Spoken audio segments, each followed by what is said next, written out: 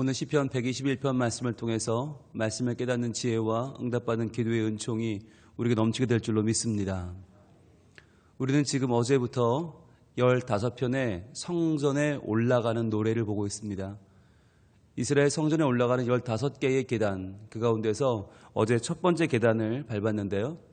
첫 번째 계단은 우리에게 환난 중에 응답하시는 주님을 고백하지만 그러나 아직 현실은 너무나도 괴롭고 아직까지 많은 아픔과 갈등 가운데 있는 현실을 보여준다라고 했습니다. 그렇다면 오늘 두 번째 계단은 무엇을 알려줄까요? 바로 이렇게 시작합니다. 1절 같이 읽습니다. 내가 산을 향하여 눈을 들리라. 나의 도움이 어디서 올까? 이렇게 시작을 해요. 굉장히 유명한 시편이죠. 나의 도움이 어디서 올까? 여러분, 그런데요, 내가 산을 향하여 눈을 들리라. 산이라고 하는 것, 산. 여러분, 산을 보시면 어떤 느낌이 드세요?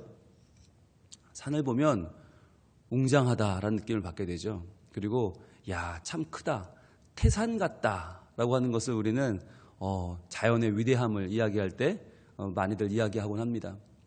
그런데요, 여기서 말하는 내가 산을 향하여 눈을 들리라 라고 했을 때 이 산은 여러 가지 의미가 있습니다. 먼저 하나는 우리의 삶 가운데 찾아오는 태산 같은 문제들과 어려움을 말할 수 있어요. 아, 산, 막막하죠. 산이 내 앞에 가로막고 서 있다. 그렇다면 어떻게 해야 되겠어요? 돌아가든지 아니면 터널을 뚫든지 아니면 여기서 포기해야 되겠죠. 산이 가로막고 있다. 태산 같은 문제가 내 앞에 있다. 우리에게 얼마나 큰 아픔과 갈등이 되겠습니까? 그런데 내가 산을 향하여 눈을 들리라. 나의 도움이 어디서 올까? 이 본문은 우리에게 그 문제를 대면할 것을 말하고 있어요. 그 문제를 직면하라라고 하는 거예요. 문제를 피하지 마라. 그 문제를 없다고 하지 마라. 아니라고 하지 마라. 나에게 문제가 없다고 말하지 마라. 그게 방법이 아니다. 내가 산을 향하여 눈을 들어라. 산을 보라는 거예요. 그 산을 보면 막막하죠. 두렵죠. 그래서 이런 마음이 떠올라요. 과연 나의 도움이 어디서 올까? 누가 나를 도울 수 있을까?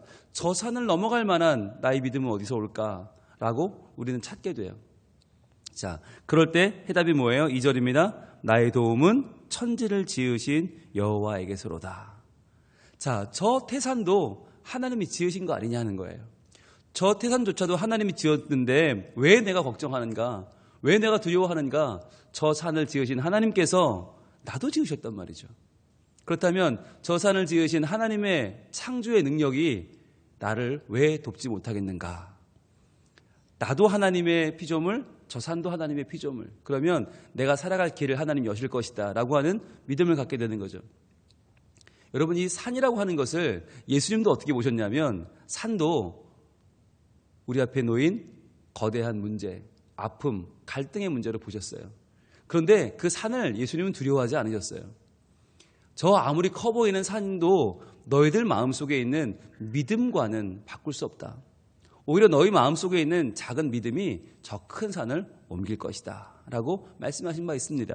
한번 볼까요? 마태복음 17장 20절 주님의 말씀을 한번 봅니다. 마태복음 17장 20절 신약으로 갑니다.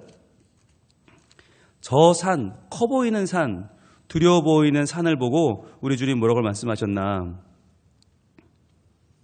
마태복음 17장 20절 예수님께서 귀신 들린 아이를 치료하신 후에 믿음의 중요성을 이렇게 강조하고 계십니다. 같이 읽습니다. 시작.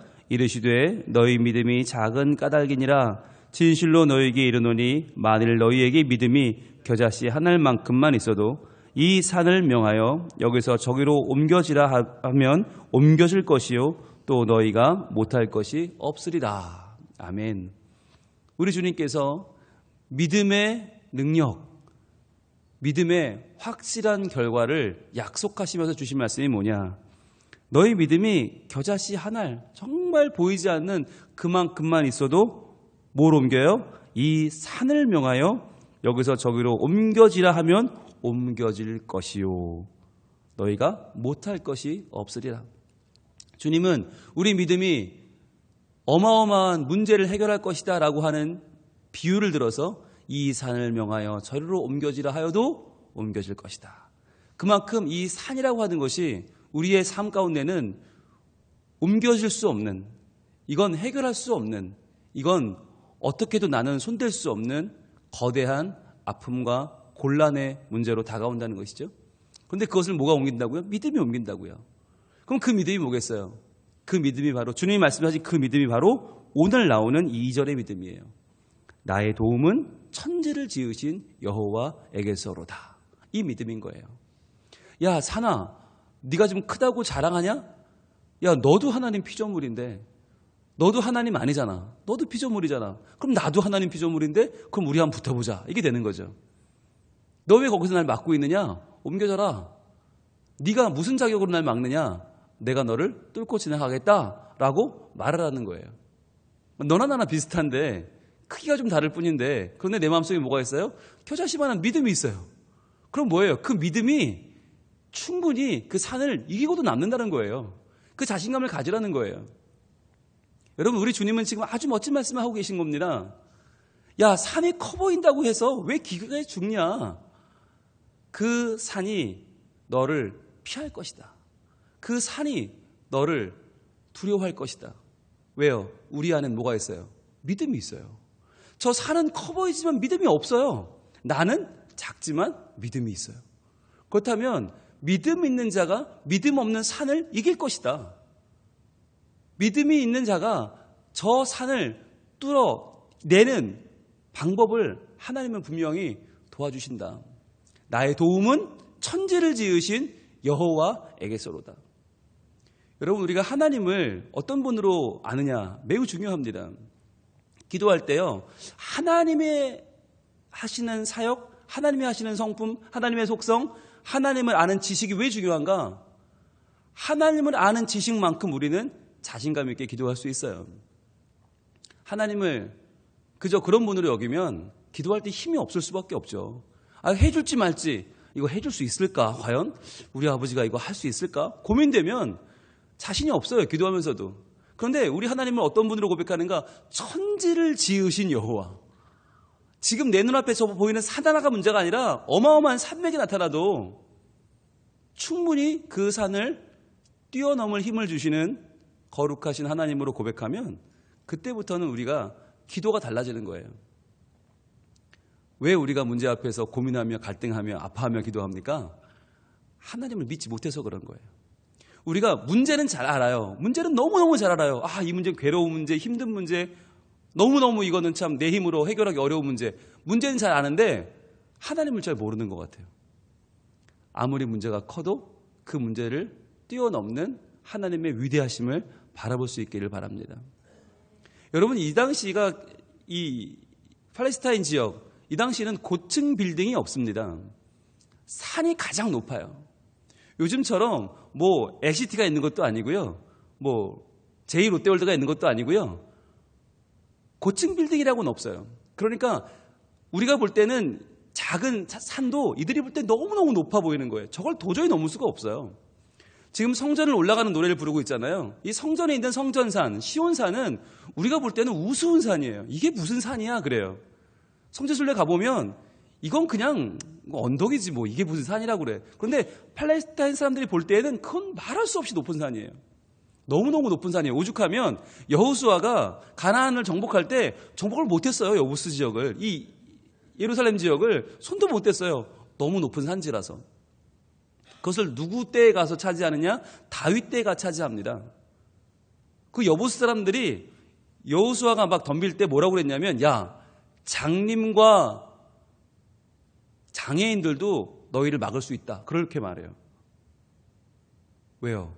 우리가 산지니까. 이 산지라는 자부심이 굉장히 컸어요, 여부스 사람들이. 근데 그 산지를 다윗이 차지하고 나서 이스라엘 사람들이 그 산지에 왕궁도 짓고 성전도 짓죠. 그런데 문제는 그 다음부터였어요. 그 성전을 향해서, 그 산을 향해서 올라가던 여호수아의 믿음, 다윗의 믿음이 차지하고 난 다음에 바뀌기 시작했어요. 나태해지기 시작했어요. 게을러지기 시작했어요.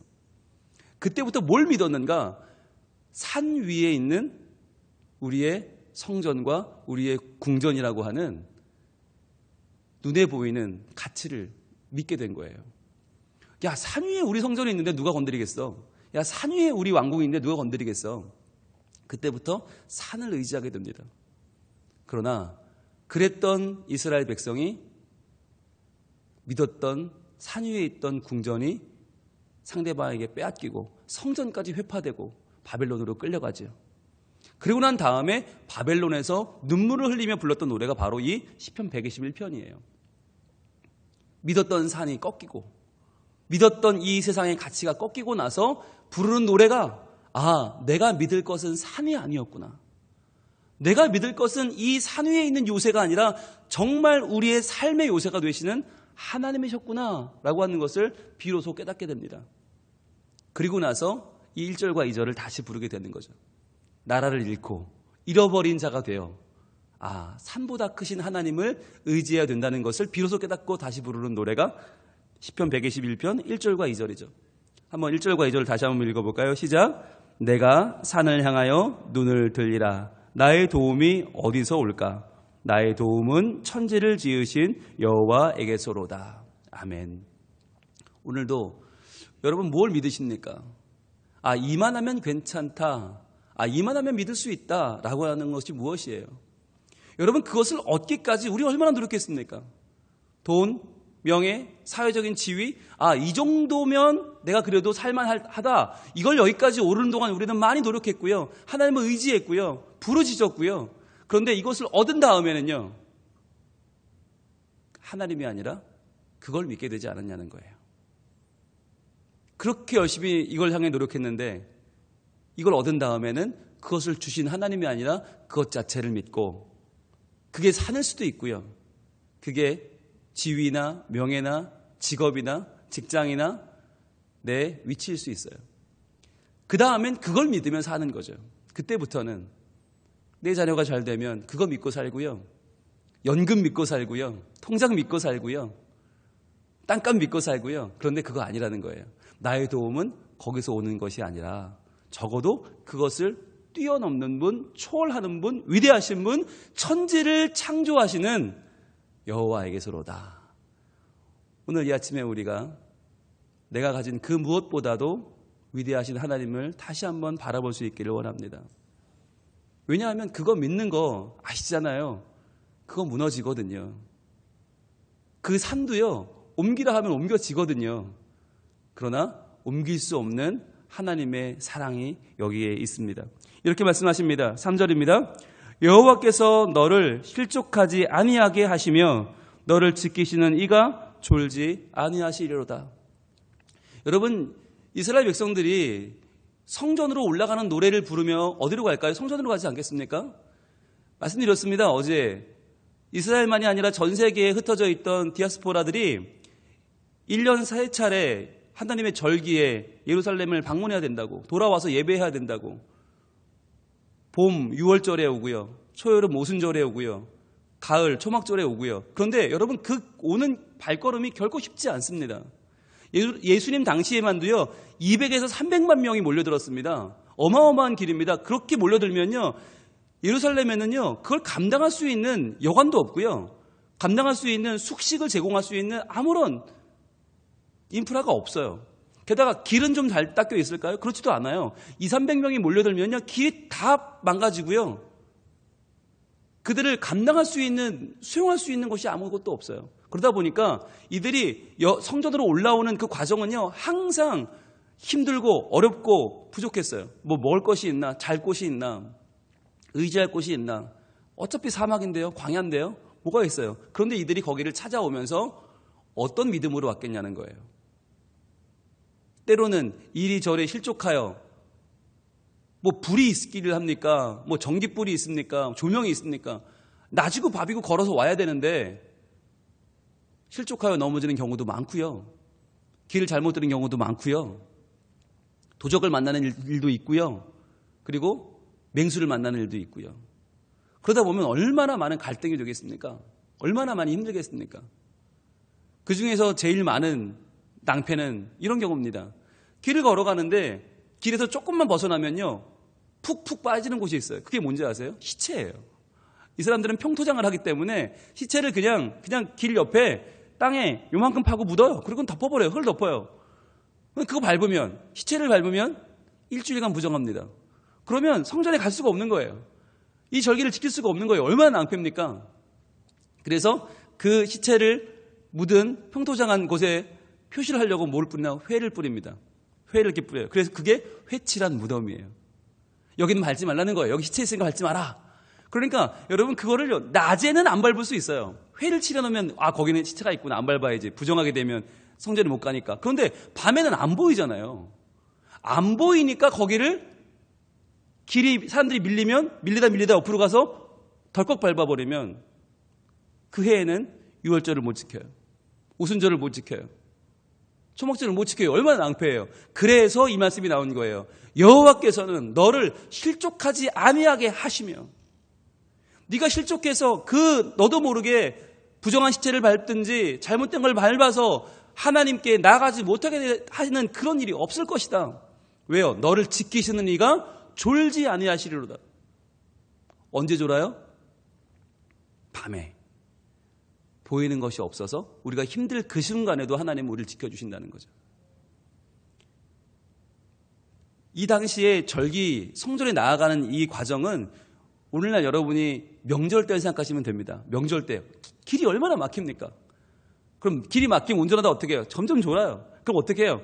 뺨도 때려보고요, 껌도 먹어보고 씹어보고요, 뭐 볼륨도 높여보고요, 바람도 쐬보고요. 방법이 없잖아요.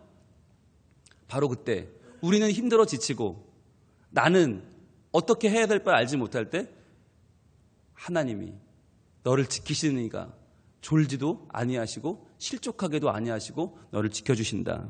네가 성전에 올라가는 그 순간까지, 하나님을 만나는 그 과정까지 하나님은 지켜주신다라고 확실히 말씀하고 있습니다.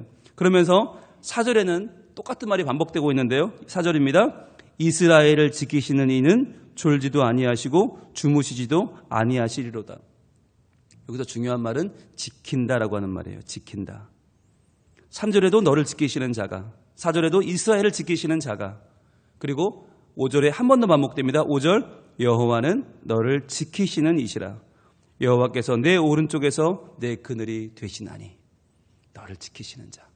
3절과 4절과 5절에서 똑같이 지킨다라고 하는 말이 반복돼요. 하나님이 누구냐? 그러면 여러분들 고백할 수 있어야 돼요. 그분은 나를 지키시는 자이십니다. 내가 하나님을 높여드리는 것 같지만, 내가 하나님 말씀을 잘 지키는 것 같지만, 아니요. 우리가 말씀을 지키는 게 아니고요. 말씀이 우리를 지켜주세요. 우리가 하나님의 뜻을 지키며 사는 것 같지만, 아니요. 하나님의 뜻이 우리를 지켜주십니다. 그래서 하나님을 의지하는 자에게 하나님은 오늘도 변함없이 지켜주시는 은혜를 베풀어 주십니다. 그럼 그 은혜는 어떤 은혜입니까? 여호와께서 내 오른쪽에서 너의 그늘이 되어주신다. 여러분, 이 그늘이라고 하는 것이 얼마나 소중한가 우리는 잘 못 느껴요. 우리는 그늘 없으면 뭐 딴 거 하면 되잖아요. 그런데요, 팔레스타인은 그늘이 없으면 죽어요. 그늘이 없으면 살 수가 없어요. 너무 더우니까. 직사광선이 너무 뜨거우니까. 그런데 그 그늘이 뭐예요? 여기서 말하는 그늘이 아무것도 없는 광야에 무슨 그늘이 있어요? 나무 한 그루 없는데. 어떤 그늘이에요? 바로 구름이죠. 구름. 구름이 내 위에 머물러서 그 구름 밑에 그늘이 생기죠. 그것을 뭐라고 한다고요? 구름 기둥이라고 한다고 그랬죠. 구름 기둥. 구름 기둥이란 커다란 구름, 그 구름이 우리 위에 있어서 우리가 걸어가는 길을 지켜주고 알려주고 시원케 하는 것, 그것이 구름 기둥입니다. 지금도 이스라엘에 가면 산 위에 올라가서 보면 까만 부분들이 보여요. 마치 껌 붙은 것처럼. 그게 구름 기둥이에요. 구름 때문에 그림자가 생긴 그 까만 부분에 자세히 보면 그 밑에 사람이 걸어가고 있고요. 그 밑에 양들이 걸어가고 있어요. 구름 기둥을 따라 걸어가는 거예요. 그런데 문제는 뭐예요? 이 구름 기둥은 조종할 수가 없어요. 핸들도 없고요. 악셀도 없고요. 브레이크도 없어요. 인도하는 대로 가는 거예요. 그런데 하나님이 40년을 그들을 보호하셔서 인도하셔서 가나안 땅에 도착할 때까지 지키셨다는 거죠. 이게 하나님의 은혜고 하나님의 도우심입니다. 오늘도 우리가 걸어가는데 하나님 우리를 어디로 인도하실지 몰라요. 우리의 마음 같아서는 빨리 성공하는 길로 가고 싶죠. 근데 그게 아니라 하나님은 때로는 고난으로 돌게 하고, 때로는 사랑하며 돌게 하시고, 때로는 협력하게 하시고, 때로는 내 주위를 돌아보게 하시고, 때로는 빠른 방법이 있는 것 같은데 이리저리 우리를 인도해 가십니다. 그럴 때 우리는 알아야 돼요. 아, 이 길이 맞는 거구나. 내가 볼 때는 직선으로 가면 빨리 갈 수 있을 것 같은데 하나님 왜 돌아가게 하시나? 그렇잖아요. 광야길, 여러분 지금 우리가 차로 가면 하루만 가고요. 걸어가도 열흘이면 가요. 근데 그걸 40년 갔어요. 우리가 볼 때면 이거 뭔가 문제가 있는 거 아니에요? 이게 몇 배예요? 이 수천 수만 배 왜 더 늦게 가고 더 비효율적으로 갑니까? 그런데 그 광야에서 이스라엘 백성들은 하나님을 만났습니다. 아무것도 없을 때 나를 도우시는 하나님, 만나와 메추라기로 나를 먹이시고 구름기둥, 불기둥으로 우리의 앞날을 열어주시는 하나님, 반석에서 물이 터져나오게 하시는 하나님, 아발렉군을 만났을 때 모세가 손을 들어 기도하면 지켜주시고 내리면 우리가 지고 기도의 중요성을 깨닫게 하시는 하나님, 마라의 쓴물을 단물로 바꾸시는 하나님, 다 어디서 만났어요? 광야에서. 하나님은 때로는 우리에게 필요한 과정을 겪게 하기 위해서는 돌게도 하신다. 그러나 그분은 우리에게 뭘 주세요? 결정적으로 그늘을 허락해 주신다라는 거죠. 오늘도 우리는 우리의 기도 제목은 뭡니까? 빨리 가는 거예요. 빨리 이루는 거예요. 내 뜻대로 되는 거예요. 그런데 하나님의 계획은 달라요. 하나님은 때로는 돌아도, 때로는 내 자존심에 허락하지 않는 그 길이라고 해도, 때로는 내 지혜와는 맞지 않는 길이라고 해도 사랑하는 길로 돌아가라 하시고요.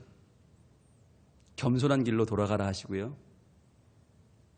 관용을 베풀고 도와주고 서로 챙겨주고 서로 붙잡아주는 길로 돌아가라 하십니다. 그렇게 해서 무엇을 경험해요? 나를 지키시는 여호와 하나님을 경험하라는 거예요. 시편 121편은 절대적으로 우리를 지키시는 하나님을 오늘도 경험하라는 말씀이에요. 이것은 추상적인 말씀이 아니에요. 나를 지키시는 바로 그 분이 우리 서로를 통하여 오늘도 우리를 구체적으로 역사하십니다. 구체적으로 도와주십니다. 저는 이 시편 121편을 오늘 강의하면서 그냥 하나님이 우리를 적당히 도와주실 거니까 그냥 믿고 기도합시다 라고 말하고 싶지 않아요. 그 하나님은 분명히 우리 가족 가운데 계시고 우리 교회 가운데 계시고 우리 이웃 가운데 계셔요. 분명히 우리 서로를 통하여 하나님이 역사하고 계세요. 근데 우리는 우리 서로는 보지 않고 하나님만 본단 말이죠. 그리고는 하나님이 어디냐고 말해요. 언제 도와주냐고 말해요. 뭐가 바뀌었냐고 말해요. 아니요. 그렇지 않아요. 하나님 우리 서로를 통해서 역사하신다. 그래서 우리 서로의 말 한마디를 통해서 행동 하나를 통해서 배려 하나를 통해서 오늘도 역사하십니다. 그래서 하나님은 오늘 이 아침에 우리에게 이 말씀을 주시는 거라고 저는 믿습니다.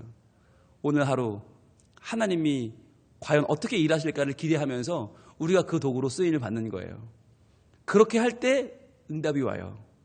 그냥 막연히 언젠가 도와주시겠지가 아니라 지금 무엇을 행하기를 원하시는가, 지금 누구를 통해 나를 어떻게 도와주시는가 하나님을 바라보는 것.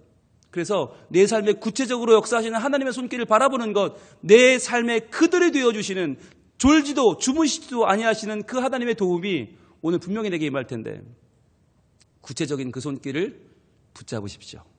그리고 감사하십시오. 그리고 내가 그 손길이 되어주는 하루, 내가 누군가에게 하나님의 손길이 되어주는 하루라면 얼마나 기가 막힌 하루가 되겠습니까? 늘 부르던 찬양이지만, 늘 암송하던 말씀이지만, 그러나 이 말씀이 오늘 우리에게 구체적으로 다가오기 위하여 우리가 그 손길이 되어주고 또 내 주변에 그러한 손길의 사람들을 기쁨으로 맞이할 때 서로의 삶 가운데 하나님의 역사가 드러나고 하나님께서 기뻐하시는 복된 믿음의 공동체, 우리 성민 가족들이 될 줄로 믿습니다. 기도하겠습니다. 하나님, 내가 산을 향하여 눈을 들리라. 나의 도움이 어디서 올꼬. 지금 시편 121편의 기자는 너무나 큰 산 같은 문제 앞에, 태산 같은 문제 앞에 두려움과 떨림으로 서 있습니다. 누가 나를 도울 수 있을까? 누가 이 산을 건너게 할 수 있을까? 그러나 다른 누구도 아니고 천지를 창조하신 내 하나님께서 나를 도와주신다고 믿음으로 고백하고 있습니다. 주님, 이 믿음의 고백이 오늘 우리의 삶 가운데 구체적으로 드러나는 하루가 되게 하여 주시옵소서. 우리의 믿음의 고백으로만 끝나지 않고 우리의 삶의 열매로 드러나길 소망하오니 우리 서로가 하나님의 손길이 되어 서로를 돕게 하여 주옵소서. 또한 나를 도우시는 하나님의 은총을 오늘도 발견하게 하여 주옵소서. 내게 그늘이 되어주시는 하나님, 나를 도와주시는 하나님, 오늘도 나를 졸지도 주무시지도 않고 지켜주시는 그 하나님을 오늘도 체험하기를 원합니다. 오늘도 우리 서로서로가 서로에게 하나님의 손길이 되어 사랑하게 하시고 배려하게 하시고 도와주게 하시고 내 인생에 잊을 수 없는 하나님의 손길을 오늘 서로에게 베풀어주고 그것을 통하여 내 삶의 문제가 해결되며 오늘도 내 삶의 큰 평강과 자유를 경험하는 우리 모두가 되게 하여 주시옵소서. 그리하여 오늘 시편 121편의 이 귀한 고백이 우리 삶에 그대로 이루어지게 하시고 나를 도우시는 하나님의 손길을 찬양하며 감사하며 기뻐하는 이 복된 하루가 되게 하여 주시옵소서. 오늘은 토요일입니다. 주님, 저희들 마음에 주일의 예배를 준비하며 나아갑니다. 우리의 죄를 회개하며 하나님을 기대하며 소망하며 나아간 우리들에게 하나님 지금부터 은혜의 담배를 내려주시고 지금부터 우리가 눈을 열어 주 영광을 보게 하셔서 하나님의 영광의 보좌를 찬양하며 오늘 말씀처럼 성전에 올라가는 노래, 주님을 만나러 올라가는 기쁨의 노래를 부르게 하셔서 우리의 삶이 하나님을 기대하며 바라보는 문제 때문에 실망하는 것이 아니라 하나님 바라보며 기뻐하며 채워지는 충만한 삶이 되게 하여 주시옵소서. 오늘도 우리를 지키시는 주님을 찬양하오며 예수님 이름으로 기도합니다. 아멘.